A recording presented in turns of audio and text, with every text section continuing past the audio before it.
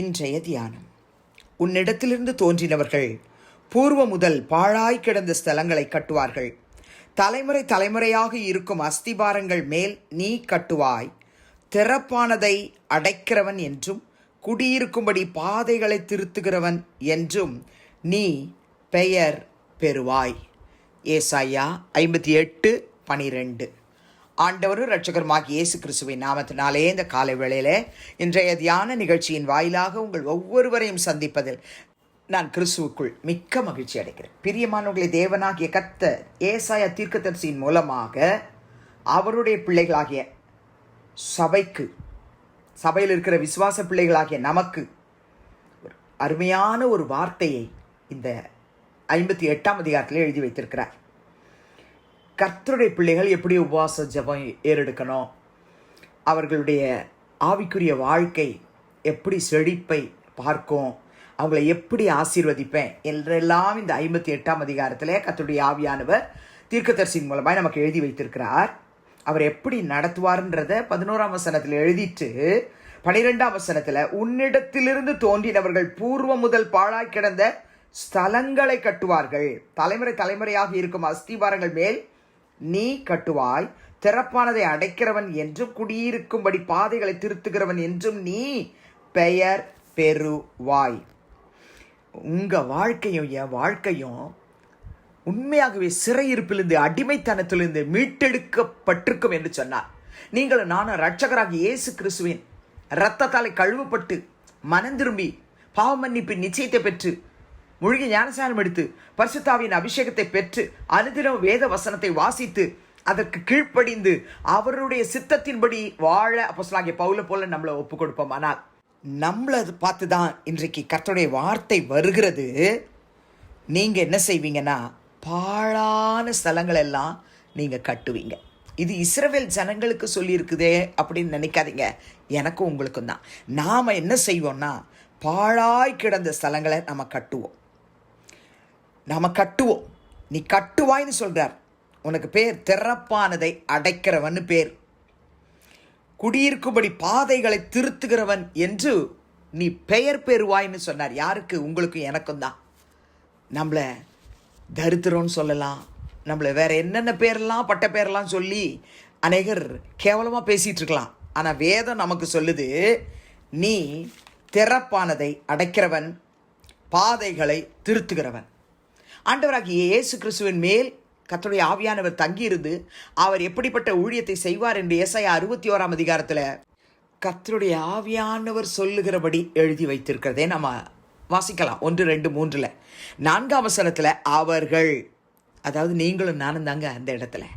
இது இயேசு கிறிஸ்து செய்த ஊழியத்தை குறித்து சொல்லப்பட்டிருந்தாலும் கூட இன்னைக்கு நீங்களும் நானும் நம்மளால் இயன்ற அளவு நெடுங்காலமாக பாழா கிடந்த இடங்களை நம்ம கட்ட போகிறோம்.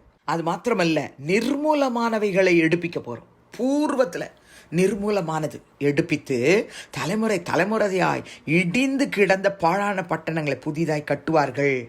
நீங்களும் நானும் கர்த்தருடைய ஊழியத்தை செய்ய ஒவ்வொரு நாளும் நம்மளை அர்ப்பணித்து ஜெபம் பண்ணிட்டு, ஏசப்பா இன்னைக்கு நான் ஏதாகிலும் உங்களுக்காக செய்யணும், ஒரு வார்த்தையாகிலும் உம்மை பற்றி, உம்மை அறியாதவர்களுக்கு, உம்மை அறிந்து பின்மாற்றத்தில் போனவர்களுக்கு, வாலிபர்களுக்கு, என்னோடு பணிபுரிகிறவர்களுக்கு, என்னோடு படிக்கிறவர்களுக்கு, என்னோடு வேலை செய்கிறவர்களுக்கு, என் வீட்டுக்கு வர்றவங்களுக்கு, ஆண்டவரே, ஃப்ரெண்ட்ஸு, ரிலேஷன்ஸு, எல்லாருக்கும், நெய்பர்ஸ் எல்லாருக்கும் நான் சொல்கிறதுக்கு எனக்கு கிருபை தாருன்னு நீங்கள் ஜெபம் பண்ணுங்க.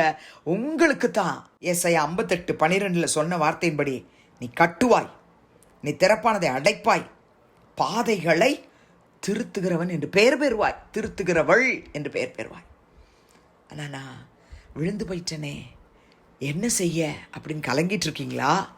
ஆமோஸ் தீர்க்கதரிசியின் புத்தகம் 9ஆம் அதிகாரம் நீங்கள் 12ஆம் வசனத்தில் படிச்சிங்கன்னு சொன்னால், அந்நாளிலே விழுந்து போன தாவீதின் கூடாரத்தை நான் திரும்ப எடுப்பித்து அதன் திறப்புகளை அடைத்து அதில் பழுதாய் போனவைகளை சீர்படுத்தி பூர்வ நாட்கள் இருந்தது போல அதை ஸ்தாபிப்பேன் என்று இதை செய்கிற கர்த்தர் சொல்லுகிறார் என்று பார்க்குறோம். உண்மையாகவே கர்த்தர் இந்த நாளில் விழுந்து போன யாராக இருந்தாலும் சரி, அவருடைய வாழ்க்கையை கர்த்தர் திரும்ப எடுக்க போகிறார். அதில் திறப்பாக இருக்கிறது எல்லாத்தையும் அடைக்க போகிறார். பழுதாக போனதெல்லாம் சீர்படுத்த போகிறார். அவங்கள பூர்வ நாட்கள் இருந்தது போல ரட்சிக்கப்பட்டு மனம் திரும்பி பின்மாற்றத்தில் போன யாருக்காக நம்ம ஜெபம் பண்ணிட்டு இருக்கோமோ அவங்கள கர்த்தர் மீண்டுமாக எடுப்பித்து பூர்வ நாட்கள் இருந்தது போல ஸ்தாபிப்பேன்னு வாக்கு கொடுத்திருக்கிறாரு. அதை அவர் பொய் சொல்ற தேவன் அல்ல, நிச்சயமா நிறைவேற்றுவார். பிரியமானவர்களே, நீங்க ஏசாயா 51 அதிகாரம் 3 வசனத்தில் படிச்சீங்கன்னா, கர்த்தர் சீயோனுக்கு ஆறுதல் செய்வார், அவர் அதன் பாழான ஸ்தலங்களை எல்லாம் தேறுதல் அடைய செய்து அதின் வனாந்திரத்தை ஏதனை போலவும் அதின் அவாந்திர வெளியே கர்த்தரின் தோட்டத்தை போலவும் ஆக்குவார். சந்தோஷமும் மகிழ்ச்சியும் துதியும் கீத சத்தமும் அதில் உண்டாயிருக்கும்னு சொல்றார். நிச்சயமா கர்த்தர் இதை செய்வார். ஜெபிக்கலாமா? பரலோக பிதாவே, இயேசுவின் நாமத்தில் இந்த காலையில் நம்முடைய சமூகத்துக்கு நாங்கள் வருகிறோம். ஏசாயா 58:12 படி ஒவ்வொரு கர்த்தருடைய பிள்ளைகளும் ரட்சிக்கப்பட்டு ஆண்டவருக்காக எதையாகிலும் ஒன்று நாங்கள் செய்யணும்னு வாஞ்சியோடு இருக்கிற ஒவ்வொரு தகப்பனும் தாயும் சகோதரனும் சகோதரியும் மகனும் மகளும் கர்த்தாவே பாழான ஸ்தலங்களை கட்டவும், ஆண்டவரே திறப்பானதை அடைக்கவும், குடியிருக்கும்படி பாதைகளை திருத்துகிறவர்களாகவும் வாழ அர்ப்பணித்து இந்த வேளையில் ஜெபிக்கிறாங்களே, அவங்களுடைய ஜெபத்தை கர்த்தர் கேட்டு அவங்களை அப்படியே ஆசீர்வதிய ராஜா. ஆமோஸ் 9:12 படி கர்த்தாவே விழுந்து போன இந்த தாவீதின் கூடாரங்கள் எல்லாம் இந்த நாளிலே கர்த்தர் மீண்டுமாக கட்டி எழுப்ப வேணுமாய் ஜெபிக்கிறான் ஆண்டவரே. அதில் என்னென்னலாம் பழுதா போயிருக்கோ அதெல்லாம் சீர்படுத்துங்க ஆண்டவரே. எதெல்லாம் திறந்து கிடக்கும் அந்த திறப்பெல்லாம் அடைங்க ஆண்டவரே. பூர்வ நாட்கள் இருந்தது போல அதை ஸ்தாபிப்பேன்னு சொன்னீங்களே, ஸ்தாபிங்கன்னு கேட்குறோம். விண்ணப்பத்தை கேட்டு அப்படி செய்ய போகிறதுக்காக ஸ்தோத்திரம். இயேசுவின் நாமத்தில் பிதாவே, ஆமேன். கிறிஸ்துவுக்குள் பிரியமானவர்களே, இந்த நாளிலே கர்த்தர் தாமே உங்களோடு கூட இருப்பாராக, உங்களை ஆசீர்வதிப்பாராக, உங்களை நடத்துவாராக. ஆமேன்.